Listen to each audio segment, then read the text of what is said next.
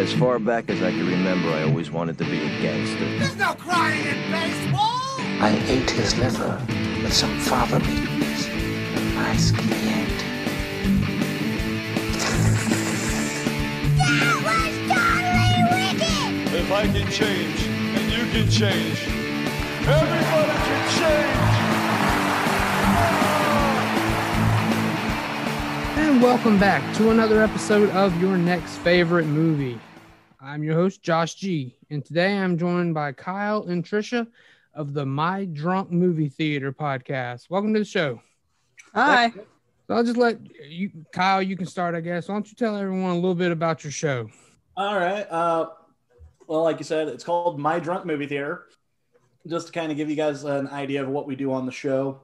Trisha and I have been movie theater managers off and on for the past 14 years. And so the show is basically, we share our stories of the random, ridiculous customers that we had to deal with over the years. We also talk about movie news, things that are going on in the theater industry, especially during a pandemic. You know, just try to keep people informed of what's going on while also, you know, keeping ourselves entertained. So. Basically, anytime you've hang out with your nerdy friends, having a drink, talking about all the ridiculous things, that's us. All right. From the perspective of someone in the industry, yeah, so to speak. So tonight, we're going to talk about a movie taking us back to 1985, one that I got you two to agree on. And that was Better Off Dead.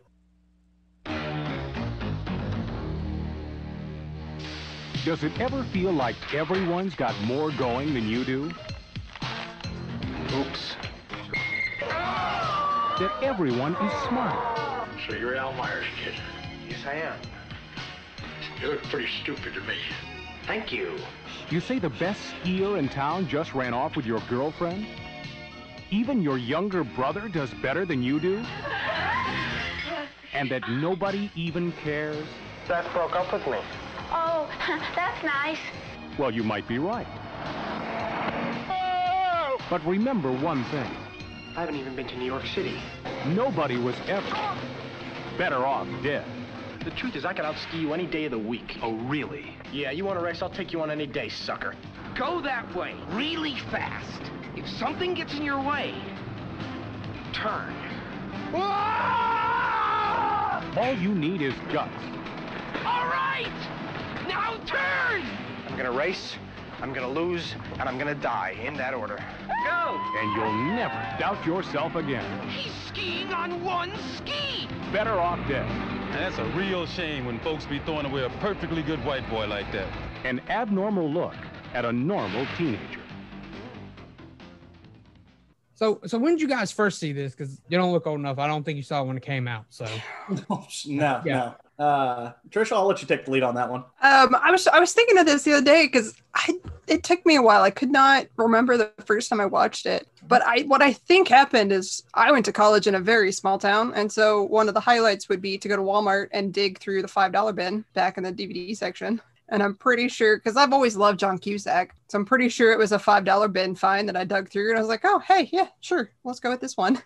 Yeah. For me, it was back in high school. My dad randomly threw out the "I want my $2" quote at me, to which I looked at him. So let me backtrack. My dad likes to throw movie quotes at me because he knows I can just pick out what movie it is just right out the gate. It's just a stupid game that he plays with me, and I really hate being put on the spot.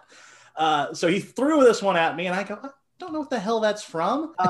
So anyway, so he goes, "You've never seen Better Off Dead?" And I go, "No, Dad, I've never even heard of Better Off Dead. Who's in it?" He said, "John Cusack." And I said, "Say no more, fam. I got to go find this movie." So immediately go to the local movie gallery, pick up a copy, watched it, and immediately fell in love with that movie. Yeah. And for me, I saw this movie for the first time this past weekend. This is one that yes, it's one that's been on the list because there's a couple Savage Steve Holland movies I want to see. I think the other one, it's another Cusack. Is it One Crazy Summer he did? Yes. The one that has Bobcat in it. I know it's got Bobcat. The other one does. Okay, so yeah, so I finally. This is another good thing about this is that I'm going to watch movies that probably some I don't want to watch, but others that I've been meaning to watch, and finally you're forced to take that chance. Yeah. So, okay, you immediately fell in love. What about you, Trisha? Did you immediately fall in love when you found it in that $5 pile, or did it take a while? I immediately loved it. I I will say I think it's grown on me even more. Then once I found friends that also appreciated it, and we quote it way too much. Yeah. Case in point, we went to Mexico together in a group a couple of years ago. And every time somebody says, well, where do we go? The first answer out of mine and Trisha's mouths were, go that way. That way. Really fast. Really fast. If something gets in your way, turn. There you go. Nice. Just stupid shit like that. Yeah. Right. Yeah. So. Oh, and yeah, I loved seeing Curtis Armstrong pop up in this because, of course, I think of him as Booger from Revenge of the Nerds. I didn't even know he was in this movie. But yeah, he was great. Amanda Wyss, who I think of as Tina from Nightmare on Elm Street, in case you can't tell. Poor guy. You know what? I've been rewatching the Nightmare on Elm Street collection here the past couple weeks, and it totally did not click that she was in the first one until yeah. So Tina, thank you for that. Yes, absolutely. So I'm sure for you two, she's Beth. For me, she'll always be Tina because that's where I see her from. So for those that haven't seen the movie, just tell a little bit about what it's about, just briefly. Whoever wants to take it. So at its core, it's about teen angst, teen love, just in its darkest form. It's about a young man, Lane Meyer, played by John Cusack, whose girlfriend Beth, played by Amanda Wyss, who breaks up with him right before he's about to try out for the high school ski team. Which, by the way, only in the 80s did high schools have ski teams. Right. Like, I've never heard of that. Agreed. So, yeah, as I was watching, I was like, high school ski? What is this nonsense? Okay. I know. I was like, is this a thing? Yeah, exactly. The 80s were obsessed with skiing and karate, and I can't explain it. So anyway, so Lane Meyer is heartbroken and contemplating ending it and almost takes his own life multiple times throughout the movie, which just leads to hilarious hijinks. Yeah. Trisha, would you like to add to that? That pretty much sums it up. It's all the shenanigans that ensue along the way. Also, his neighbors have a French foreign exchange student that the mom is constantly trying to get to hook up with the son. Yes. And I'm pretty sure that son, he looked familiar, and I'm pretty sure he plays like the restaurant manager in Good Burger. I'm pretty sure that's who that was. Do you know? God. If it is, I'm going to. I'm almost positive he ends up playing the manager of Good Burger. That's hilarious. I should have looked that up to make sure, but I'll be doing an episode on Good Burger here soon, so I'll be looking into it then. So, okay, I don't want to get into too spoilery context in case people haven't seen this. I just want to get people's appreciation for it. So let's say it would, if there was a sequel, not now. I don't want to say let's do a sequel now. That has been a popular trend, actually, to bring them back. But what would you have liked to seen in a sequel? Well, I know we both agreed right off that we don't want a sequel. It's very self-contained. It wraps everything up very nicely. Yeah. But one thing we talked about if we had to have a sequel is we thought it would be fun to see Lane as the dad and his son or daughter going through basically something similar and him having to watch it from that perspective. Oh, okay. Yep. Yeah. We talked about that.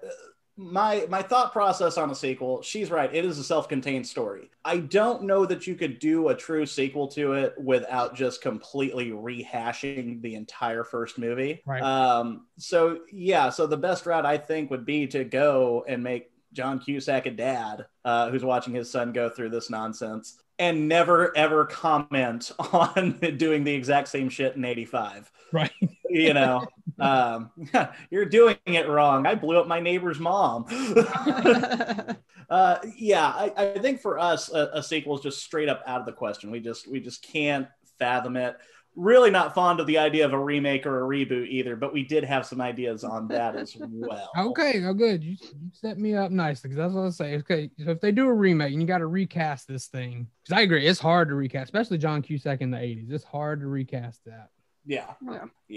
So we kind of split on who to recast in the Lane Meyer role in John Cusack's part. Trisha, I'll let you go first because I think you had the more probably popular idea. I kind of liked the idea of Tom Holland because he's very charming. He I think he can fill that John Cusack role very well. Be very likable, very charming, but still kind of relay the humor of everything very well. Yeah, and I agree. I tend to lean towards not going the most popular route because John Cusack was just coming to stardom when that movie came out. So very true. So that's why I actually lean more towards I don't know if you or your listeners have been watching Cobra Kai, but the kid that plays Miguel, Zolo Maradona, it seems like a nice kid, kind of has that same demeanor that Cusack has, like he could be, charming, but also awkward and get thrown into these situations. And I think he would just be a terrific straight man with every chaotic thing going on around him.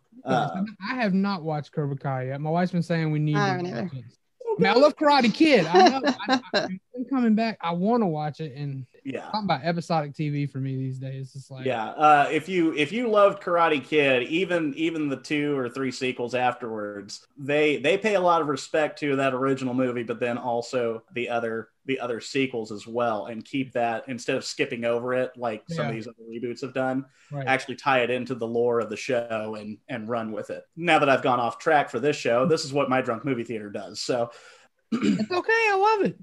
Yeah. So all right. So those are our 2 opposing picks for Lane Meyer. Then we've got to get into the Curtis Armstrong character, because I feel like that's the character, that's the role that's going to make or break your movie. Because while we love John Cusack, yes, right, Curtis Armstrong in that flick is hilarious. Yes, I agree. We quote him the most, probably. We do. We went back and forth going, well, do we go with somebody who's around high school age, or do we go older? And we were sitting there going, oh, Michael Cera. No, not Michael Cera. We like bounced back and forth with all these different ideas, but then we came upon the perfect one. Okay. And it'd be hilarious because she's old enough to be out of high school. We're going to gender swap it. We're going with our girl, Aubrey Plaza. Oh, nice pick. Picture her on the mountain referring to it like it's a pile of cocaine. I can Pure see snow. I like that. I wouldn't have thought of that, but I like that pick. It was one of those I wouldn't have thought about it, but once Kyle said it, I was like, "That's it. There's no one better." So, and you can keep making those jokes about how that character is supposed to be out of high school, because I think his comment was, I've been here for 7 years, and let me tell you, Aubrey Plaza, I think, could just deadpan the hell out of that. And I think she could too. I think she definitely. could. I like that pick. When it came to Monique, we had a few options there. We were looking at Kiernan Shipka. I think we finally settled on Mackenzie Foy, because she's around that high school age. She's got the look. She's pretty, but she's not like overly unattainable, I guess is what you would call. And she's got the demeanor as well that I think she could pull that off. Trisha, did you have anything you wanted to add to that? Because I think you're the one who found her. Yeah, I was just scrolling through actresses, and I was like, she looks right. Yes. Now, Mackenzie Foy, I'm not familiar with the name. I might. She was in The Conjuring. She was in the Twilight Saga. She was their kid. She was the the last kid? movie. Yeah. The Renesmee or whatever. Yeah. My wife watches the Twilight so much. The non-CGI one. She was also in Interstellar. Yeah. I haven't taken the time to watch Interstellar. I need to go back and watch it. It's not one that stuck with me. And the first person you said, the Kieran Shipka, that's Sabrina, right? That's the new Sabrina. Okay. Yes. That's yeah, and I think those were like our 2 top choices that after we got to looking, we went, yeah, I could see them trying to pull off a French accent.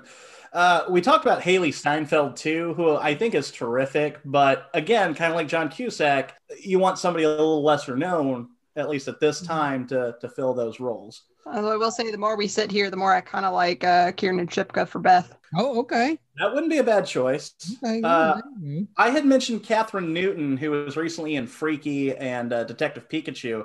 I would also pick Beth. Yeah, Supernatural as well. I would also pick her for Beth, or like either character, Beth or Monique. She was the lead in Freaky? The lead? Yes. Yeah. Okay, yeah, okay. That's all Freaky. Okay. Yeah. I didn't know her name. I didn't look up her name. Okay. Yeah.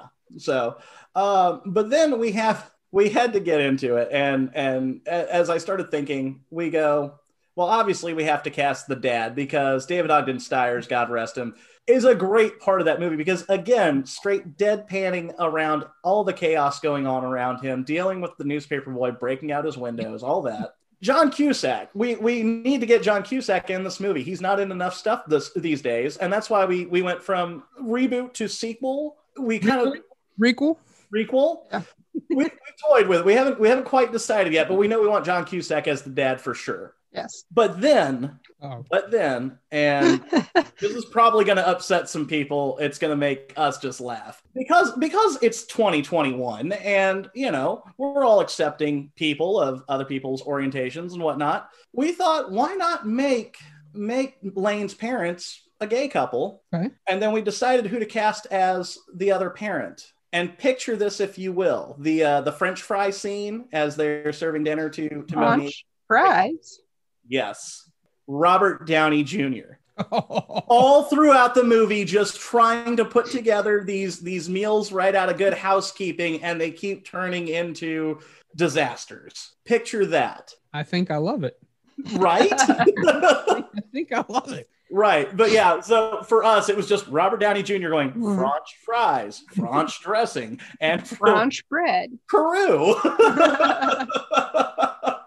Oh, I like it. I like you guys' choices. You guys came ready. I like it. We did. And then, Trisha, I'm going to give you this last one because he's your boy and we constantly talk about him on our show. The teacher that, this will just be a cameo, but the teacher that asks Lane if he can take Beth out. We decided what this movie really needed was a small little cameo from John Mulaney. Okay. So he's going to be the teacher that asks if he can date Beth. Now, okay, so I don't think I've ever seen John Mulaney in anything like live action. Like I know his voice because I watch Big Mouth, but does he have that? Like I don't think I've ever looked him up. Does he have that? Like that teacher? That's the creepy guy. Like he was in Ghost. Yes. He has a creepy vibe about him. Does John Mulaney bring that? No. Yeah. Okay. Yeah. Generally, but I think he can.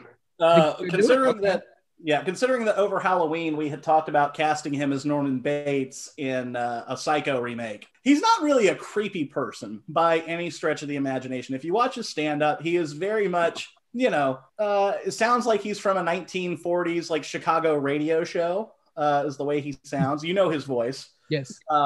And that just his demeanor there. But like we can picture him just kind of deadpanning by the way, Elaine, would you be okay if I took Beth out on a date? And it works. It works on so many different levels because he also looks like a child himself. Well, I really like him as the pick for a Norman Bates. I think that works. Right. Based on what you're saying anyway. We did a slasher marathon for Halloween, and at the start of Psycho, Kyle just goes, John Mulaney could be Norman Bates. You can't unsee it. That whole movie, you're just like, oh my gosh, it's him. Like it really is. It's him. You can't. And then you factor in this whole running gag that his fans have about him being involved with the death of Princess Diana. It just worked. Yeah. Like, you need to get familiar. If your listeners are, there's this whole gag that he does in his stand-up about growing up with both of his parents were attorneys. And so his mom came in the day that Princess Diana was killed and like barged in and like announced it to him, but was very accusatory in her tone. And he's just sitting there like, what are you looking at me for? I was here the entire time. And so it's funny because everybody laughs at that bit, but then they go, well, wait a minute, you said you were this age and she died at this age and your stated like official age is like not lining up. Oh, who are you really, John? You said you were 10, but you were actually this age. Were you even in Wisconsin like you said you were? Yeah. You did it, didn't you? It's a whole ridiculous thing. So if you factor that into both these parts, you just sit there and go, yeah, I could see it. I like it. Yeah. All right. So for anyone that hasn't seen Better Off Dead, what is your just final argument that, hey, you need to go watch this movie? If you like Napoleon Dynamite, you will love Better Off Dead. And I say that because I honestly don't care for Napoleon Dynamite. I'd say I don't either. I saw the poster. I had to start my wife's poster up there. I think that movie's highly overrated, but I do too. However, when it comes to being just completely ridiculous and like over the top while still just deadpanning everything, like Better Off Dead did it first and did it better. Yeah, definitely. We've got a friend that comes on our show every so often. She's one of the ones that I found in high school that also loved Better Off Dead, also loves Napoleon Dynamite, to which I've looked at her and said, that's just, again, Cusack and company did it better. So beyond that, if you have never watched either, I would say if you love John Cusack, if you love just really silly, just deadpan humor, check this one out. Yep. feel like if you just love 80s movies in general, you'll love it. It is very 80s. Super 80s. I mean, again, ski team in high school. Yeah. Where the hell is that happening? Now, granted, we live in the Midwest. There's not a mountain for fucking miles, but I apologize for cussing on your show. I don't know how you feel about that, but there's one ski resort within reasonable distance to us. Barely counts. I live in the South. If we have flurries, the whole town shuts down. So I have nothing. I know nothing about this. You would have lost your mind here last week then. Yeah, no joke. Half inch of ice followed by 4 inches of snow. I spent the holiday in Pennsylvania. That's where my wife's from, and we had 6 inches up there. It's just when I go up there, I get up there, park the car, and I'm like, all right, anywhere else we go, you're driving because I don't drive. Yep. Yeah.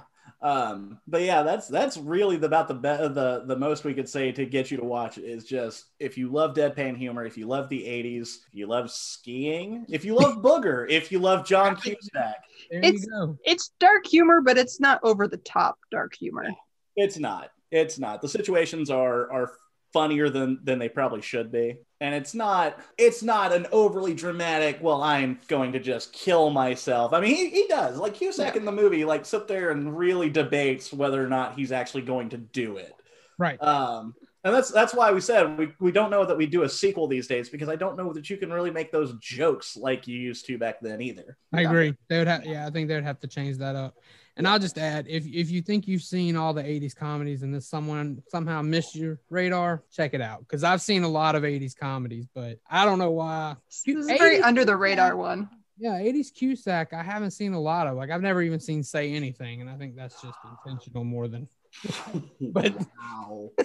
I know, right? Wow. I know the image, the iconic image, but I've never sat and watched it. But I think I need to get on more of these. So yeah, we've had Cusack marathons. There you go. We literally got together and watched like 3 or 4 John Cusack movies in a row. Yeah.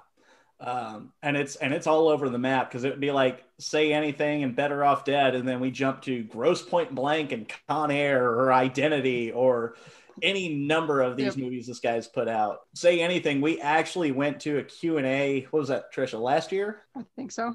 Well, last year. I say last year. It was like last decade, because it was definitely 2019, and that feels like a millennia ago. Yes. But yeah, they actually played it here as a special event that they played at one of our theaters here in Kansas City, where he actually did a Q&A afterwards, and he was great because he had to deal with this fangirl moderator asking him all these silly questions that nobody there is going, why are you asking about that? So we actually got to meet Cusack at our local Comic-Con, and he's one of those dudes that unless you start a conversation with him, he's not really a talkative dude. So like if this girl was just fangirling over him the whole time, so you could even tell that he was uncomfortable and trying to be polite and do his thing, but it was just talk about the movie. Don't just fangirl over him. No one wants that. We ended up actually leaving early. We did, because we just couldn't deal with it anymore. It was enough. We really wanted to be there. Yeah. All right, so I think we're going to wrap this episode up. So why don't you tell everybody where they can find you, where they can find the show? All right, so you can find My Drunk Movie Theater on just about any podcast listening app you can think of. Apple, Spotify, Amazon Music, we're now on there. iHeartRadio, Radio Public, Stitcher, there's a bunch of them. Go to our link tree, linktr.ee/MDMT. That will have every possible available station that you can find us on. You can also find our merchandise store if you'd like to buy some gear. Let everybody know you're supporting the poor sorry saps who work in the theater industry who aren't getting to go back to work full time like we'd like to. So yeah, that's a good way to help us out. But definitely go. What'd you say, Trisha? I said one of us. I am back full time. One of us. You are back full time. I'm stuck at the DMV until then. But yeah, definitely go out, check out our show, leave us a review. Feel free to interact with us on Twitter as well, at drunk_theater.